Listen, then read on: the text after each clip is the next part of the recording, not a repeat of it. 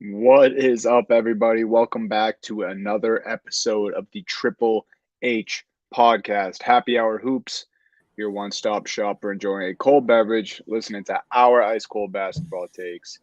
Jake and Dunny back here as always, and the NBA playoffs are in full swing.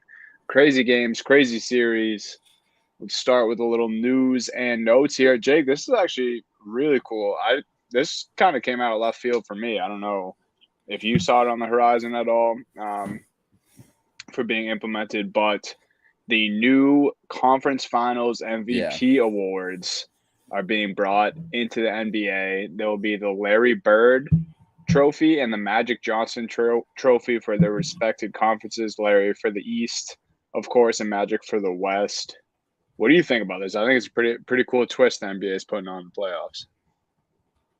Yeah, I'm all for something I literally brought it up to on Twitter yesterday to a basketball writer, wondering why there hasn't ever been like a playoff of MVP for the finals or for the NBA. Mm-hmm. They've always had the finals MVP since about 69. Even like at the start of the NBA, they didn't have a finals MVP. They invented it for Bill Russell because he was just dominating every finals. And they're like, we gotta like give this dude some recognition. Like he doesn't win the MVP, but he wins every year. So let's literally Yeah. make an award for him. So it's been always been weird to me that there's no like playoff recognition. Like you look at hockey, which has the Conn Smythe Trophy, which is the playoff MVP, and it's not just your performance in the Stanley Cup final. You got baseball, which has the Babe Ruth Award, which they also have World Series MVP, but a postseason MVP as well. And it's not always the same guy, and they've never had that for NBA. So we're still not getting that exactly, but Yeah. I think having something to recognize the conference finals is kind of a cool, like you said, a cool twist. And because those series, I mean, you go to war within your conference all year, and those series, I mean, they're just as good, just as impactful sometimes to the minds of NBA fans as an NBA Finals series is. So it's going to be interesting. And what better two players to give it to the recognition than Magic Johnson and Larry Bird? I mean, I can't very aptly named for the awards and everything. So it's going to be interesting. And I'm sure we're going to get into the candidates potentially as we get into these series about who will be the conference finals MVPs, because we have no idea still. We are into the late second round, and we have 4 game 6's coming up over the next 2 days. We have no idea who's going to be in the conference finals yet. So a lot up in the air to decide, but it's going to be fun to see. And I'm really excited to see this little wrinkle and yeah, just adding more history. It's going to be cool this year and beyond to kind of compare, and just another thing for NBA fans to argue about too. I was literally gonna add that if you didn't. But yeah, no, it's sick. I like you said, I love how it's we're paying respects to Larry Bird and Magic Johnson. Like it's Yeah. kind of cool that the trophies like sit as rivals now as well. Maybe these trophies will build new rivalries between the people who win them. And then last piece, or yeah, the only other piece of news we have really is Ja doubtful for remainder of the season for the Memphis Grizzlies. Really, really sucks. I mean, they balled out last game without him, but obviously moving forward, you would love to have Ja Morant. Doesn't look great for the Grizzlies here. Yeah, man. It's gotta been the thing that is making me really angry this week about the job. Not even this week. I guess it goes into last week. Whenever the first injury happened, is just the attacks on Poole for. I mean, I guess grabbing Yeah, his knee could have potentially did something to like. He's had the knee issue almost the whole year. I mean, he missed some time during the season. It's the same knee. It's clearly something that's been affecting him more than they've been letting on. And this series with Golden State has been extremely physical. I mean, we see clips coming out of every game of just, a lot of physicality, a lot of contact on the court. So it's not really a surprise. It's super unfortunate. Obviously, we'd rather see Memphis at full strength, but it didn't seem to matter last night when Ja Morant was on the court at all. And it hasn't seemed to matter all year long, albeit those are not games in as tense of a situation as it's going to be, as it was last night, or as it's going to be tomorrow night, with the tall task of beating the Warriors on the road in a potential elimination game. That's asking a lot of a different kind of task than obviously the regular season when they were 21-2 or whatever it ended up being. But this team clearly plays with confidence with or without Ja Morant. So still bullish on Memphis, getting out of this series, and not bullish, I guess, but I'm not putting this, putting them out already and just penciling in Golden State. I think that they showed last night that they can't be trifled with or without Ja Morant the rest of the series. Yeah, no doubt. I mean, it is crazy when this happens and like the role players and the rest of the guys on the team do rally like they did last night. And that does and should give, Memphis fans a jolt of confidence. But like you said, also crazy ask of this team to not only do it again tomorrow night, but then another time back in Memphis if they do force a game 7. So obviously heavy task to get done there for the Grizzlies without Ja. Speedy recovery, whether they make it past this round and he is able to come back sometime in his playoffs, or, just to be ready for next season, because the NBA, we learned this year, is definitely better when Ja Morant is on the court. Definitely. So let's go into this series a little bit. We'll save you for a second here. Last night, 50 points they were up by at one point. I think I read earlier that they ended up going on a 90-36 run at one point in this game. I mean, one of my favorite things, Ryan Russillo, one of my favorite people to listen to my whole life, one of his biggest points about NBA playoff series is you cannot factor in the desperation factor. Peter Laviolette said that the other day about the Washington Capitals in hockey too. I think it goes for any series. When it's a 3-1, 3-2 and teams are even, there's just going to be more motivation from the team that's down. And you should really expect them in some of these situations. That's when you kind of favor them. You don't know when it's going to come up, obviously. And I think these playoffs, if anything, has been just as unpredictable as the regular season has been. I think it's credit to the fact that this league has been so deep all year long. We haven't really had a favorite all year long. We've probably switched back and forth, and now we're here with the 8 best teams left in the league, and we still are undecided going into game 6s. This is unheard of, bro. Like, this is crazy, the fact that we're going to end up like this. But going back to the desperation thing, Memphis at home, the way that crowd was buzzing, and Golden State, even in game 4, like, they snuck away with it in game 4 and looked like they were playing around with their food and really only pulled away very, very late. I think they took their first lead with like 50 seconds left or 51 seconds left, something like that. So it's not like Golden State was running them out of the building at home in game 4 anyways. So last night wasn't a surprise. I wasn't surprised that Memphis won per se, but obviously the way they won and just the way that Golden State kind of just folded and was just like, you know what, we'll just take this to Chase on Friday and we'll figure it out there. Like, it really just looked like they were just okay with it. And, maybe that was the case. Maybe this is a team that, they've just been there, been through all these battles, knew it wasn't their night, know they have some more chances at it, we're ready to go there. But at least for one night, Memphis wasn't going to go down in 5. They weren't going to go down with the gentleman's sweep. It was great to see that fight, especially without Ja Morant. Great for those fans to get that experience in this playoffs, even if that's the last win they see this year at home. I'm sure they're going to remember that game forever and ever. So kudos to the Grizzlies for putting up a fight and forcing this game 6. But how do you feel about them going into Chase without Ja, elimination game, after what we've seen the last 2 games without Ja? Yeah. So I mean, just going to the home court of the Warriors is always going to be, a big ask to get a win there. Yeah. Let alone it being an elimination game here, backs against the wall, don't have their star player. I do think that they should, or at least they should carry themselves this way. I think they definitely have the momentum coming into this game, even though they are not, on their home court where they played so well last night. Still, you beat the Warriors, who Steph and Draymond, are kind of talking shit a little bit. Kind of seemed like they were going to be able to close this out easily. They did not do that. Singing along to whip that trick and everything else. Yeah. all the above mixed in there. Grizzlies pull out a win. They got to feel pretty damn good today. Mm-hmm. And, you got to harness that. That's pretty much all you have. That's what your season's riding on, is that the high from your win last night. You move forward. You need another win to stay alive.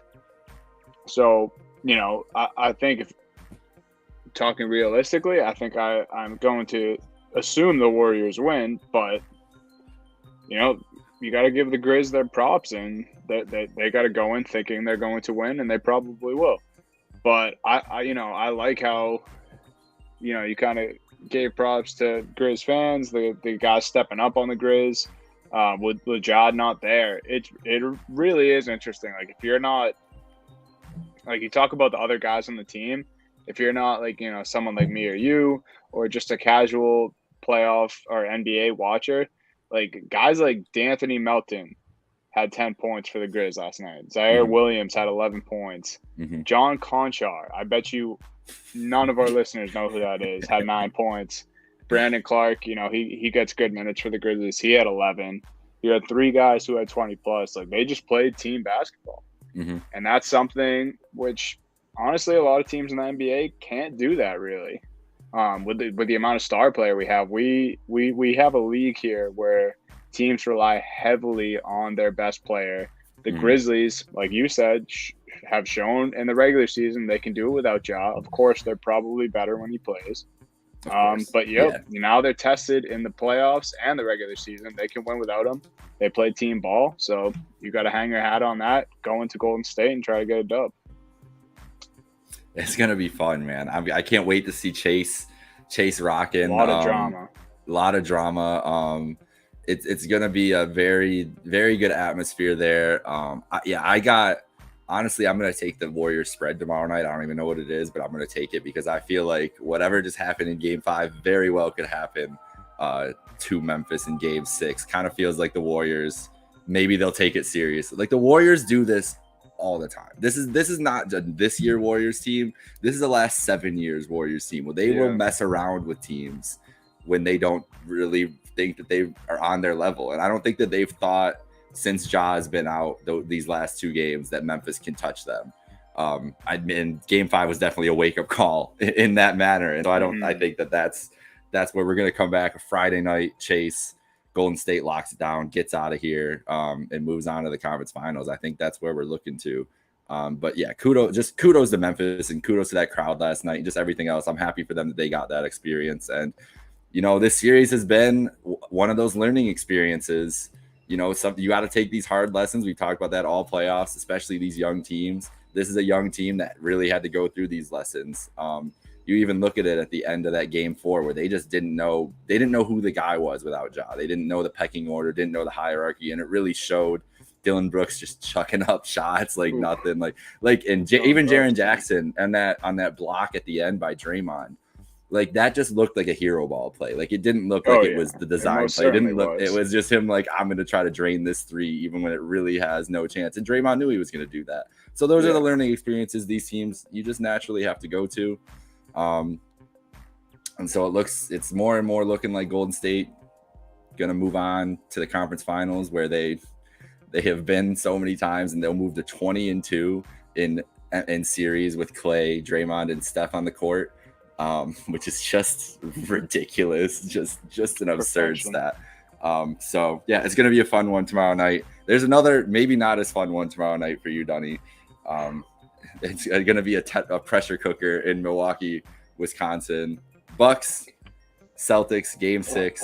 Bucks up 3-2. Dunny, this is a safe space for you. I want to be your sounding board. I'm sure you've had plenty of venting already going on today within your group chats and everything else. Even just in general. So where are you at? You're about, 20 hours removed now. Where are you at? Take it anywhere you want, and I'll try to give you a sense of peace, hopefully, going into tomorrow night.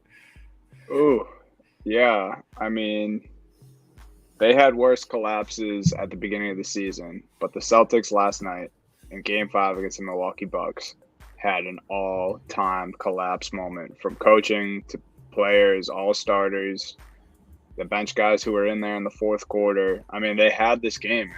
The Boston Celtics had the game won. First half, we had a oop from Brown to Tatum on the break. Crowd was rocking. You had a 14-point lead with 10 minutes to go in the fourth quarter. All you had to do was seal it out. Not closing out on shooters down the stretch. Everyone's hitting. Matthews, Grayson Allen, Pat Connaughton. Giannis hit just his third or maybe fourth three of the series last night. And it was just a timely moment. He was bleeding everywhere. Then you have an actual chance to put the game away, just kill it with a rebound. And Bobby Portis got an offensive rebound off the free throw. I mean, it was just an absolutely awful collapse. And it sucks because game 3, they had a very, very good opportunity to steal that game too, and they couldn't. Obviously, they got game 4, but a few bounces go differently in this series, and the Celtics could have wrapped it up by now. But here they are, down 3-2, backs against the wall, have to be perfect from here on out. I mean, it's just everything about the fourth quarter last night it really did. And this isn't me, saying that I hate the Boston Celtics or, saying that I'm giving up, because I've been saying it all season. I'm keeping the faith. I will keep the faith going into game 6. And when we win that, I'll keep the faith going into game 7. But last night literally made me sick to my stomach after the loss. It was just one of those, any sport fan of any sport knows those gut-wrenching losses. And gut-wrenching is not, hyperbole. That's how you feel. It was tough. And this series is tough now, but they did it to themselves. And they have to be perfect from here on out. I think Ime can get the guys motivated. And if the Jays can't get motivated for this and stand up and have the superstar nights that they're capable of having, then they don't deserve to beat the defending champs anyway. So we'll see.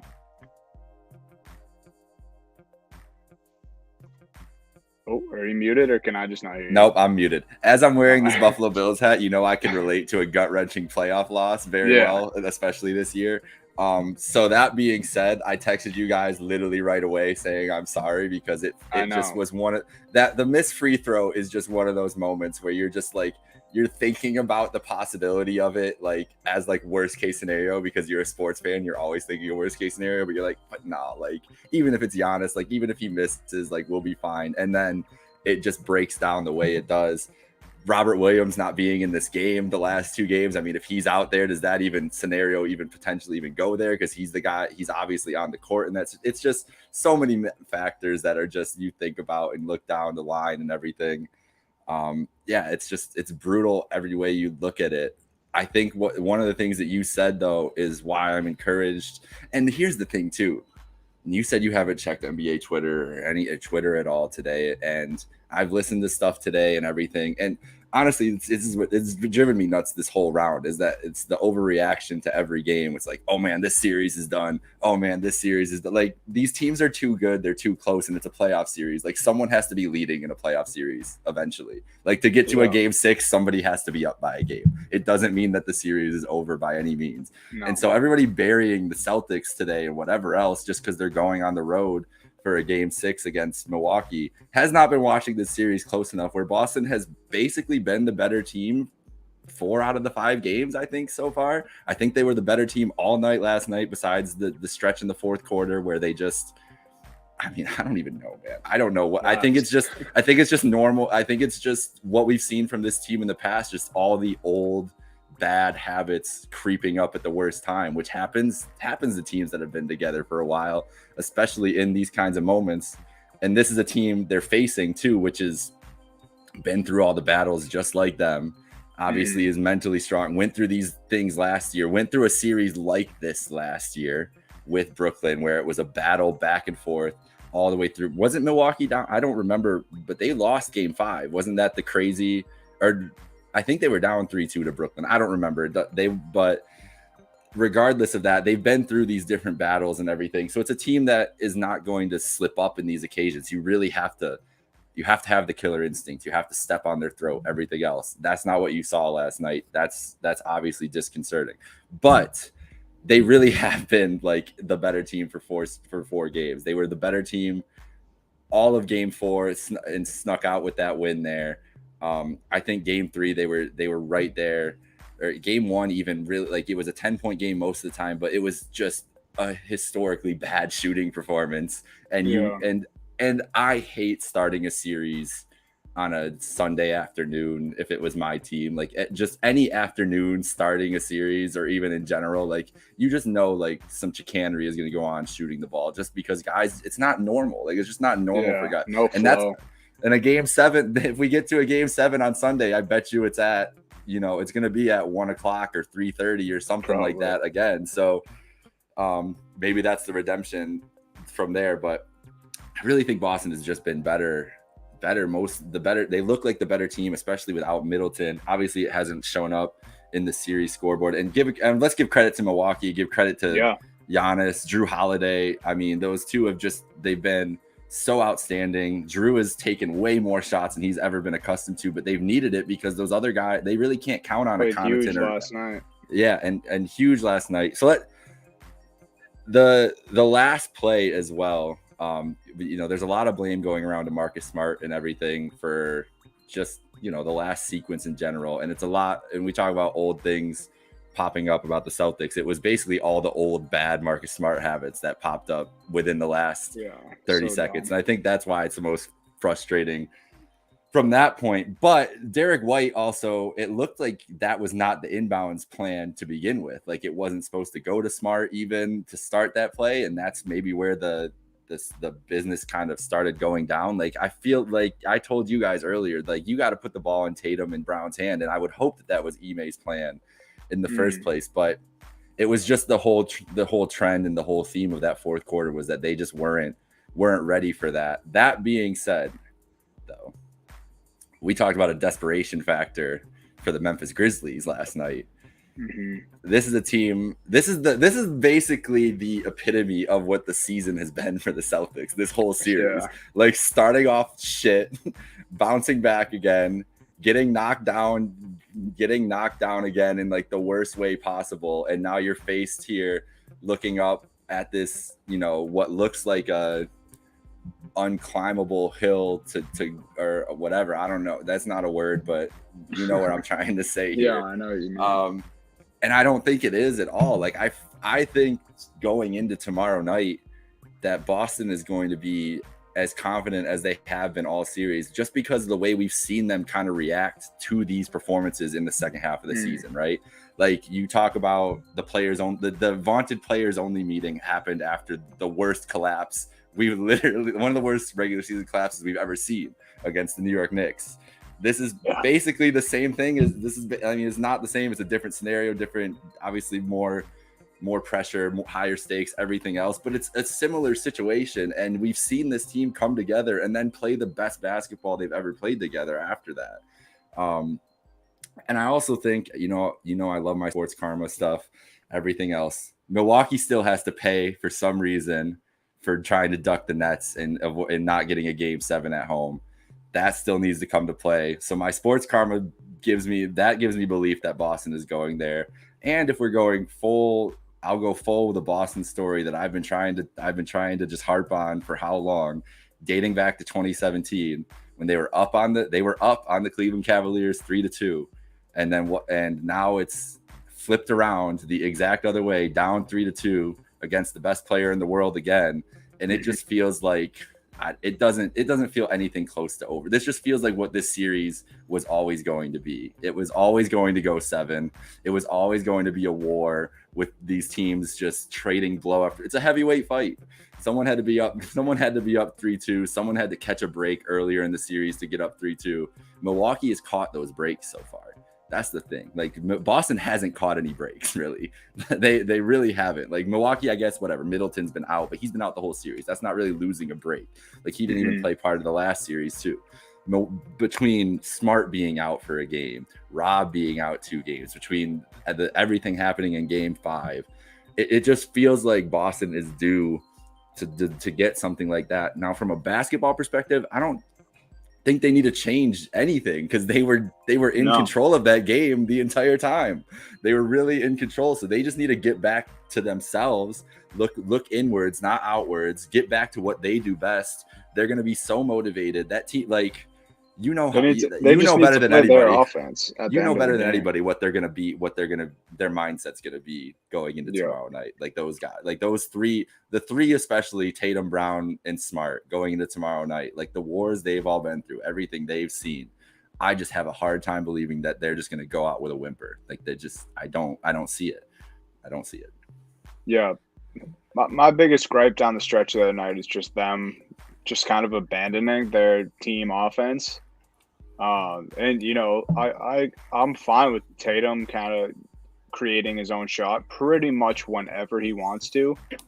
But there's a couple possessions where, you know, Smart turned it over, and then, you know, Tatum's just taking fall away jump shots, and like I'm fine with him taking those, but not when Milwaukee's getting a 3 every possession, and it was just a 14-point game, and now it's a 4-point game, and you're still doing that. And then my only other real gripe is that I thought they went away from Al Horford too much. Like, we knew he wasn't going to fall. You never thought you would say going into this series, right?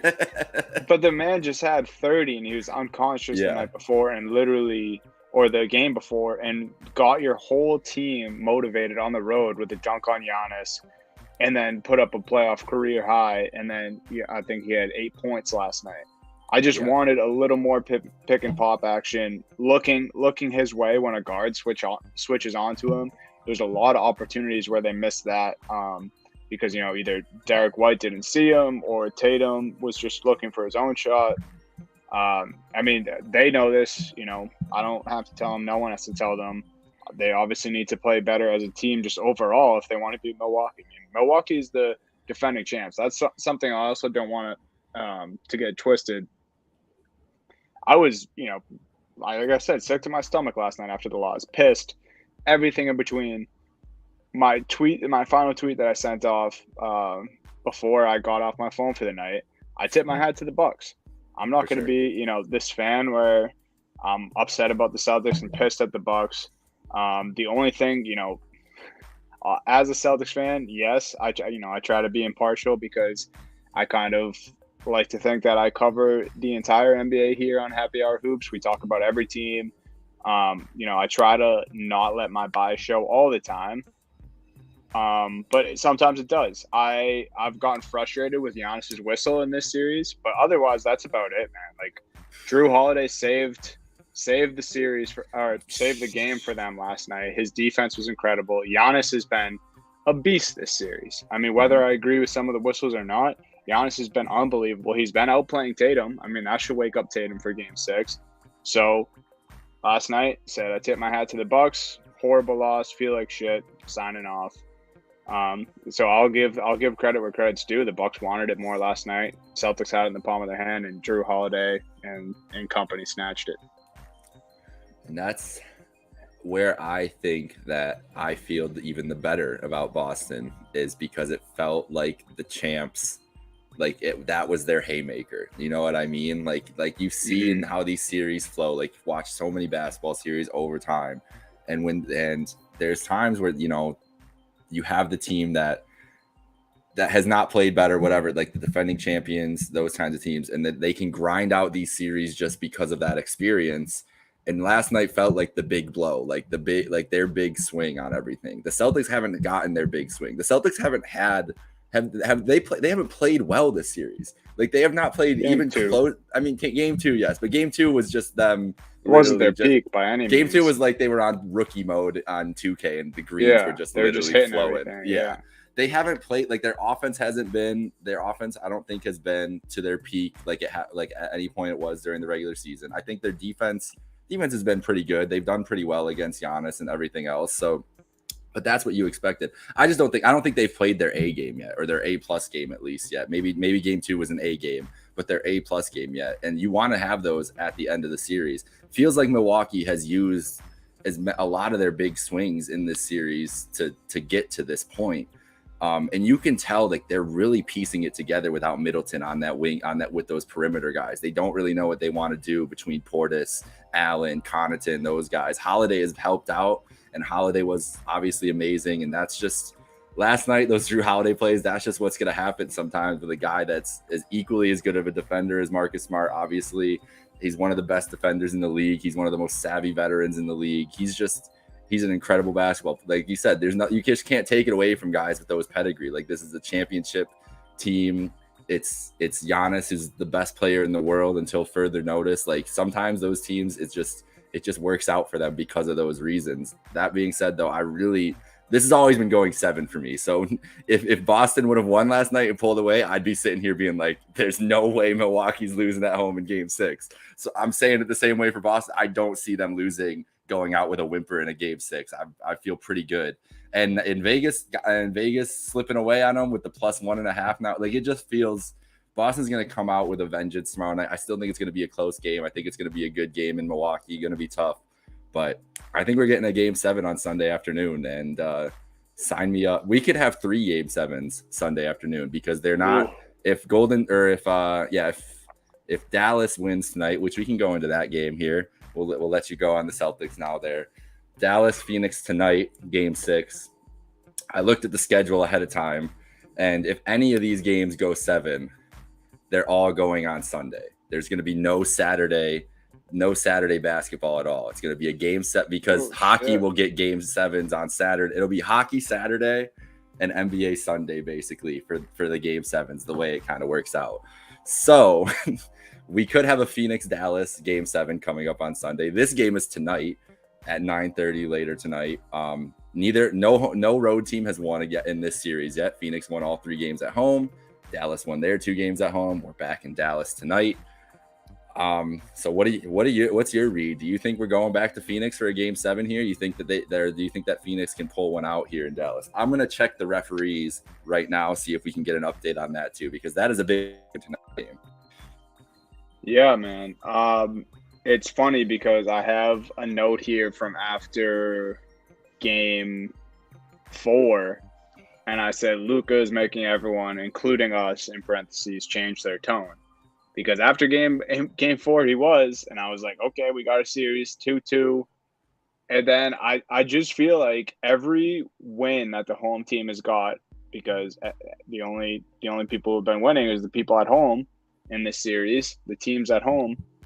Every win on, either the Mavs home court or Phoenix's home court just seems so dominant and so easy for the home team.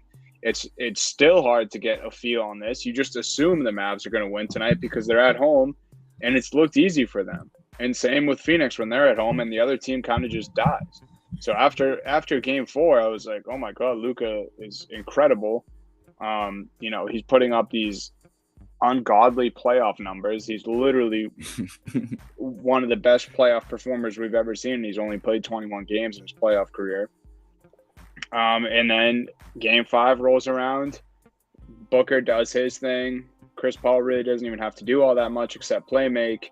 And then again, I'm convinced that Phoenix just has this much better roster because they're so much deeper, and kind of all their guys top to bottom can play, especially outside of their stars.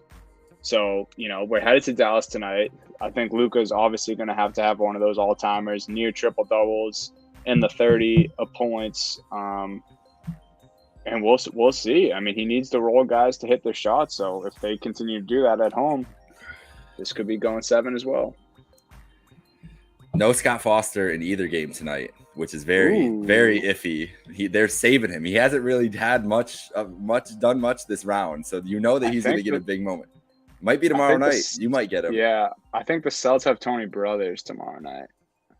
Either way, Tony Brothers.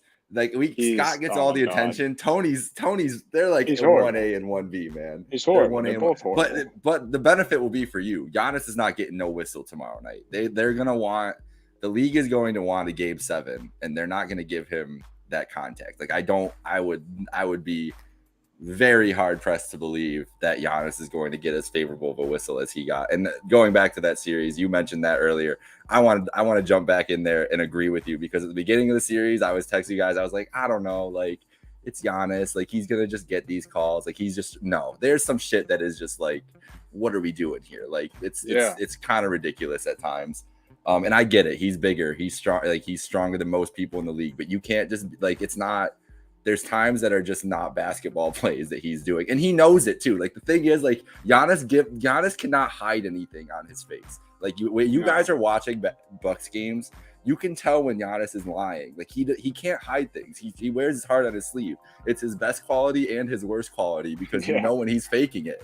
And there's a lot of times where he's bullshitting out there for some of these calls, and that's just the whole league. Like it's not just Giannis. It's this man. Where I'll go back to this series. Luka is obviously the worst in this.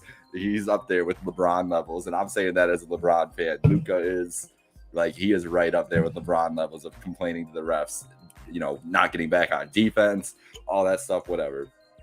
But going into this game, I agree with everything you said. I think just coming back home, these teams are more evenly matched than I think people are giving credit for. And maybe the difference is just that there's 2 stars to 1, but Luka kind of makes up for that a lot with just his usage and everything else. And this team is kind of built, if it had another star, obviously it'd be built perfectly, but with just role players, the role players that they have on this team are literally perfect for what they want to do defensively, offensively, everything. And these guys are playing well, especially at home.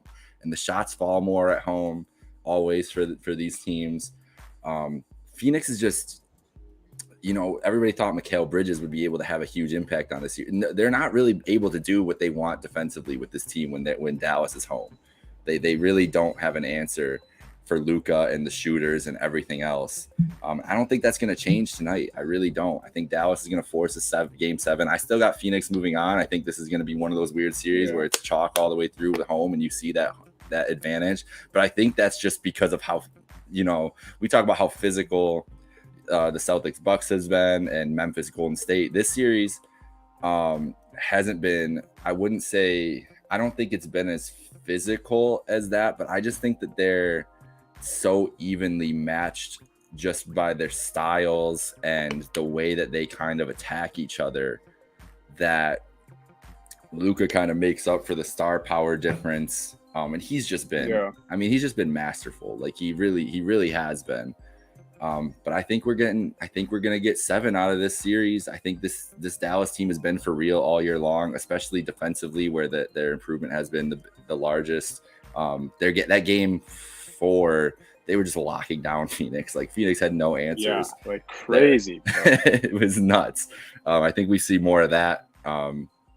It's been a really impressive showing by Dallas.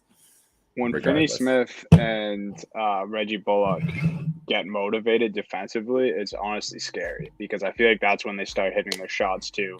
They both have length on the perimeter. They both can knock down open threes. And, they really never get checked all that much on offense because, by the end of most Mavericks possessions, at least 3 guys are collapsing on Luka in the paint. So they kind of honestly have one of the sickest roles in the NBA. Like they're facts. Like I feel like 3-and-D, that term and player like prototype isn't really talked about or maybe valued as much anymore in the NBA.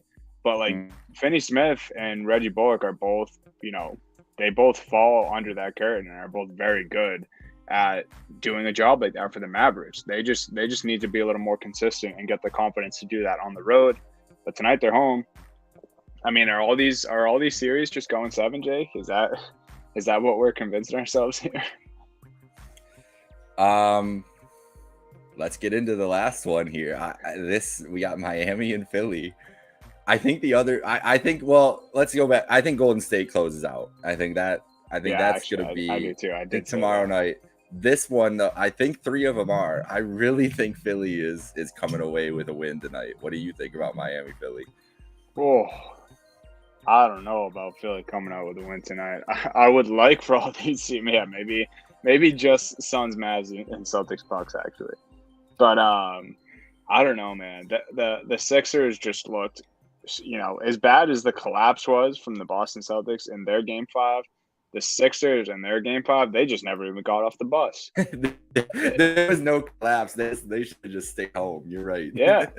They just did not get off the bus, dude. And I mean, as bad as this looks for all their players, I love Doc Rivers. He got the Celtics the championship, but this looks so bad for Doc to And Charles Barkley put it perfectly after this game 5. He said, if your coach is looking and has to tell you guys to get motivated for a game 5, putting you in a down position in a playoff series, it was probably never going to work out for you guys. Yeah. And that's where we're at with Philly. And people forget, games, what was it? Games 3 and 4 for Philly were great when Embiid came back and they grabbed those wins. But let's not ignore that, the Tyrese Maxey and James Harden drama in games 1 and 2, where those two clearly weren't getting along. We know that Harden's not built for this. Doc is really, other than the championship run with the Celtics when he had one of the better teams ever assembled. Teams ever, yeah, he's not really cut out for this. Like I said, Harden has never stepped up. Maxey's young. I think these playoffs and how good the Miami Heat are and how deep they are is exposing the overrated Matisse Thybulle on defense. I mean, Thybulle, they can't even play him when they want. He should be having a huge role in this, but he can't even hit an open jumper. Man, he's literally my jumper is better than him. I feel like this man cannot hit the broadside of a barn. And then and then because of that, they have to turn to guys like Korkmaz and George Niang. And those guys are athletically just so much worse off than Thybulle. Mm-hmm. But like you said, they can't play him because they need guys who can hit shots against this Miami team. Yep. So I get it. And I get that, just outside looking in at the Sixers, you should think that this is, that this could go 7 and maybe they do get the win tonight. But in all honesty, people shouldn't be all that surprised the way this series has gone. If anything, people should be surprised that the Sixers have even grabbed 2 wins in this series. I mean, significantly better coach for the Miami Heat. Way more deep. They play better defense. The only thing the Sixers have is the star power. But Spo's teams, once LeBron and D-Wade have left, he's never cared about that. No. And we saw the finals run that this almost exact Heat roster made a couple years ago. Yep. And I think that this Heat roster is better than that team, honestly. Definitely. And I'm a huge believer in this Heat team getting out of this series. I've had them in the conference finals since before the playoffs started and everything else. Even if they were going to match up with this Philly team and everything else. So everything you said there, completely agree with. I do think, though, that the one thing you mentioned is the star power. And I'm just very hard pressed to believe that Joel Embiid is not going to go out tonight without 39 and 12 or 14 or something like that. Joel at home, they have not really been able to have an answer. And you talk about the role players on the road again, Strus, Vincent, these kind of guys that haven't really been there. They were the guys that really struggled in games 3 and 4 when Harden was going off, and whatever else going on. I wonder what James Harden's going to look like. We saw him in that game 4, and I said everybody's gonna be. We talked about it. We're everybody's gonna be like, "Oh man, Harden's back." Blah blah. I was like, "No, he's not back," and he was definitely not back for game 5. Yeah, he was never here. He was never here. But can he do that? Can he pull out 22 points and hit some timely threes tonight? He doesn't even need. He just needs 20. Just get 20. No one on the Sixers even had 20 in game 5. Yeah. Well, game 5, bro. Game 5. I was game on Tuesday night. I didn't watch much basketball intently, just doing other things. And it was the perfect night to miss a basketball because it was bad. It was so horrible. And that was one of these games, obviously. But yeah, they didn't belong in the building game 5. And maybe that should be taking that more into account, that they're not mentally there with Miami. Miami is. I'd argue Miami is the most mentally tough team left in this playoff series just because of what they've built, what they truly believe in themselves. Jimmy Butler has been, we haven't even mentioned his name yet. He's been out fucking standing this whole series. Dude, he has done everything. Whatever they've needed from him, he has been able to do in this series. So maybe I'm just underselling that because Philly is not a mentally strong team by any stretch of the imagination. And Doc teams have never been able to really pull that off, like you said. But my belief in a game 7 here is strictly Joel Embiid based.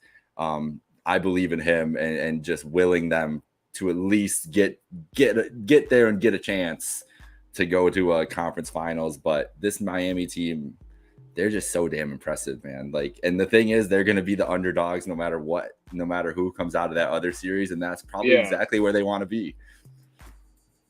I know, man. I would like to see this series go 7 if it was going to be competitive. But the thing that sucks is, like, I could pull for Philly all I want tonight, and even if they do win, the Heat are probably going to smoke them at home again. Mm-hmm. Like, you know, as much shit as we give Heat fans, that building does end up getting rocking at the times necessary. And for whatever reason, I mean, like you said, the Heat role players, who a lot of the guys have kind of at least been around for a while, or have been with the Heat long enough where I feel like those guys should be able to play well on the road. They haven't yet in these playoffs. You wonder, Duncan Robinson finally got some minutes the other night. You wonder if a Strus, a Robinson can step up on the road tonight and do it. We'll see. But, you know, like I was saying, regardless, I think if this goes back to Miami, it's going to be an ugly Game 7. So how many Game 7s do you think we have? I think 2. 2? Yeah. Yeah. I think you convinced me. I think it's going to be those two. I think we're going to get, and maybe that means maybe it won't be you might get a 3:30 Game 7 rather than a 1 o'clock Game 7, because they'll put that Phoenix Dallas at night, I would assume, which would be much better. Yeah. 1 o'clock Game 7. I got things to do Sunday morning. I don't want to have to be trying to watch a basketball game at 12 Central for a Game 7. That's just, please don't do that to me, NBA. Like, just give the non-Eastern time zoners some time to get their Sunday going before we have to sit down and watch Game 7s for basketball. That's really all I ask. Don't ask a lot of anybody. That's all I ask. All right, so yeah, that'll do it for the night's games. Let's get into some tweets of the week that we have seen. It hasn't been as much of a poppin' week as last week, I will say. We had some great content last week, but there has been a couple moments that we feel like we should share. And one, this is like tweetception, because they shared this tweet on Inside the NBA, and now we're sharing it on here. So it's just a tweet sharing a tweet about sharing a tweet. Kind of crazy. What are we gonna do? Chuck, if you guys didn't watch the other night, Chuck and Kenny, the closest race to the board I've ever seen in my life. Like, that was like the finish of the Kentucky Derby. It really was. They had the slow-mo, and I've only watched the slow-mo like twice, still couldn't even really tell from the slow-mo who touched first. Like, that's how close it was. It was the most intense draw I've ever seen. But LeBron James, clearly on the side of Chuck here. So, Dunny, who do you think won that? Do you think it was Chuck, or do you? Because I'm gonna be honest, I think Kenny got it. I really do, but I don't want to take that away from my guy Chuck. So I don't want to be the hater, but where are you at? Damn. Well, I guess I can actually kind of make a decision, even though my first thought it was a tie, because I'm with you. I watched the slow-mo a couple times and I still couldn't really tell. But I'll go tie goes to the runner, and Kenny is usually the runner. Mm-hmm. So we'll say Kenny wins by default in my book. Sorry, Chuck. Shout out Chuck, because he said he was a pseudo Buffalo Bills fan on his podcast yesterday. So I always love that. But yeah, no, Chuck, he didn't get there. It was so close though, man. Like, that was literally, like, I couldn't believe when I was watching that, how close both of them were. My favorite part of that, I mean, I'm sure it's everybody's favorite part of the halftime show, but literally, like, all year, like, I just can't wait. My favorite part of when the games are on TNT. Yeah, exactly. It's like, can we just get to halftime already, bro? We need Kenny back inside the stream soon too. Yeah, and they haven't pulled that out in a while. I need Kenny, like, tonight. Like, throw him in the screen. Like, that's the best part. Also, shout out LeBron, because he's the happy hour hooper of the week. He's just like everyone else. He's probably sitting on the couch with a glass of red wine, just watching the TNT halftime show. Yes. The TNT crew. He's literally just LeBron James, one of us. I'm drinking wine, or maybe his own tequila, but I know he's a big wine guy, and just watching the NBA. Also, I've been hearing PFT from Part of My Take talking about, apparently he posted that he was going to do a Q&A like a week and a half ago. LeBron did, and just still hasn't done it yet. So I guess there's people out there that are just waiting for LeBron's Q&A. That's definitely the drunk LeBron tweet. Here he's like, I'm gonna do a Q&A. He's like, no. They're like, yeah, you're not doing that, bro. Yeah. Or did he just get spammed with like a million questions? And did he not? Could you imagine the question? Could you imagine him trying to sort through the questions he would get for that? Like how much bullshit he would have to sort. Honestly, dude, he needs somebody else to do it. You got to hire somebody to go through the Q&A. If he already started getting sent questions, now that I'm thinking about it, I actually don't blame him for it. No, exactly. Because how many questions do you think started with through so much just hate and like or weird shit, and then he was just like, okay, and then like the first real question he saw was probably like, are you gonna play with Bronny? And then he was like, all right, fuck this. How many times do you think he read, if he has looked through any questions, how many times do you think he saw the name Lemicky show up? Because I guarantee you it was way more than he wanted to see. Damn. All right, last one we got to go out on. I wanted to bring this up earlier. We were talking about this series, but I had to save it for the end because this shit was so ridiculous when I saw it earlier. Draymond Green. One thing I love Draymond. I've been on his podcast. Love when he talks out. Love when he says his things. One thing I don't respect is people only bring it when they're winning, embrace crowds when they're winning. First of all, man, that Memphis crowd is always bumping. When has Memphis not been bumping? Like that crowd, all we've talked about for Memphis for 10 years is like, damn, Bo. But when those playoff games, that shit is lit. So I don't know what he's talking about from there. Also, even when Memphis sucks, the exactly so crazy.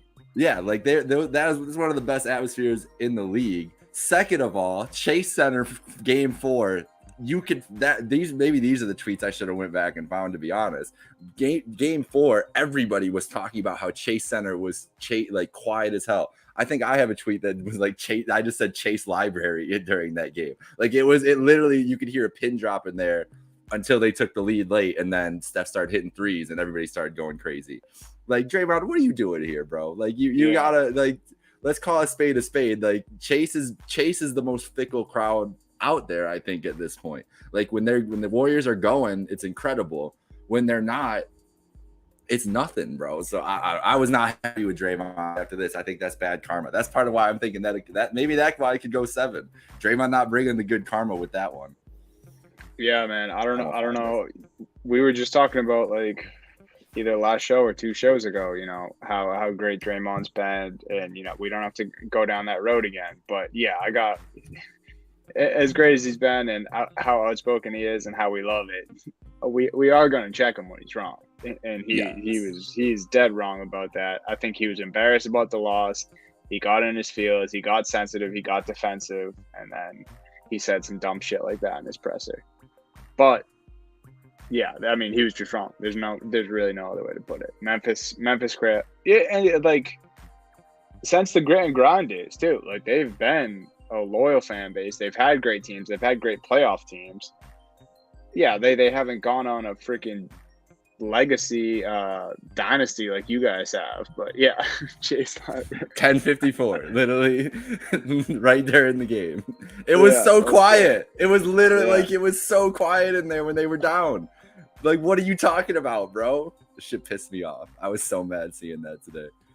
No, you're right. You're exactly right. Like grit and grind days, they were always going. Like, what are you doing, bro? Come on, Draymond. So I was not happy about that. Shout out Memphis. Shout out the Memphis Grizzlies. Shout out their fans. I want to go to a game in Memphis so bad. Like that's a dream of mine because that place just looks so much fun. And maybe we'll get to see a game 7 there. Who knows? Yeah. Sunday afternoon. Maybe that will be one of the game 7s. All right, that'll do it for Happy Hour Hoops. We're about I actually think we tipped off probably in Miami or in Philadelphia. So we're gonna go watch the basketball. You guys should do that too. There's also some hella hockey on tonight, like 4 game 6s. Yep. It's a great sports night. 6 game 6s across the NBA and NHL. Like, what more could you ask for as a sports fan during spring? Like, you literally can't ask for more. And the NFL schedule is coming out tonight. Ooh. You can start planning your trips. We'll see when the Pats and Bills are playing. It's looking like there's a Thursday night Pats Bills game after the week after Thanksgiving in Foxborough, which would be That's going to be a Back-to-back crazy Thursday. game. And potentially Bills, Pats, last game of the year as well in Buffalo. 2 fun games. 2 fun matchups for those games. Let's do it. Let's do it. All right. We're going to get out of here. For Donovan Holden, this is Jake Micah. Subscribe to Happy Hour Hoops wherever you get your podcasts. Follow us at Happy Hour Hoops 1. Have a good night. Enjoy the games. We'll be back next week to talk conference finals. Scary. Go Celts.